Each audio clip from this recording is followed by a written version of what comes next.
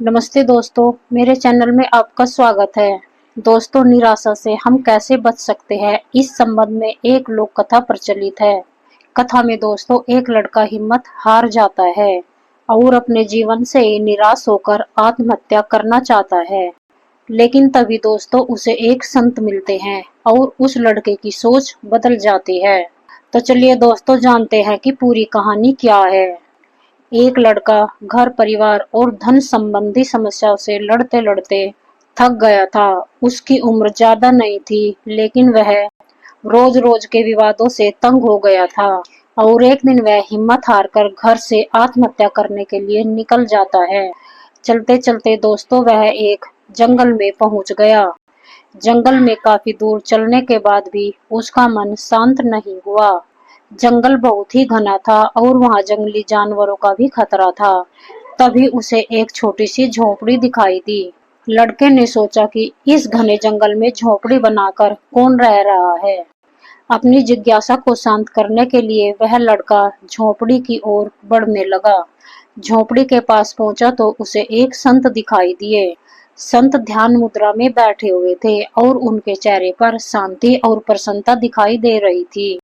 लड़का संत के पास बैठ गया। संत ने उसे देखा और उसका परिचय पूछा।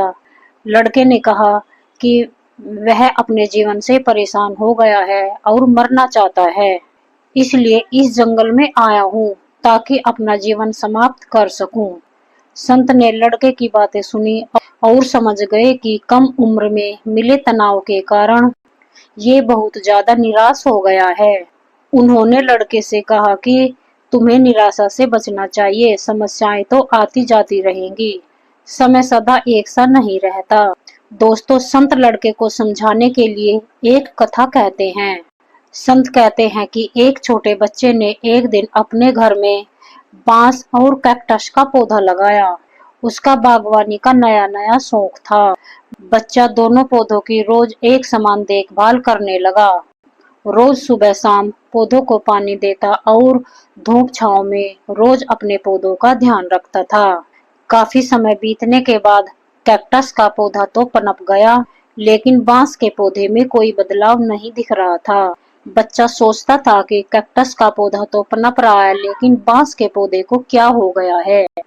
बच्चा रोज यह बात सोचता, लेकिन वह निराश नहीं हुआ और रोज दोनों ही पौधों की देखभाल करता रहा। थोड़ा और समय निकल गया, लेकिन कैक्टस की तुलना में बांस के पौधे में संतोषजनक प्रगति नहीं दिख रही थी। लेकिन बच्चा अपनी मेहनत में लगा रहा। कुछ समय के बाद एक दिन बांस का पौधा पनप गया और कुछ ही दिनों में बांस का पौधा कैक्टस के पौधे से भी बड़ा हो गया।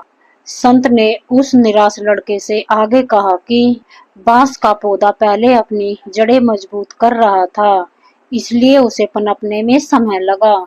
लेकिन वह बच्चा अपनी कोशिशों से पीछे नहीं हटा और न ही निराश हुआ।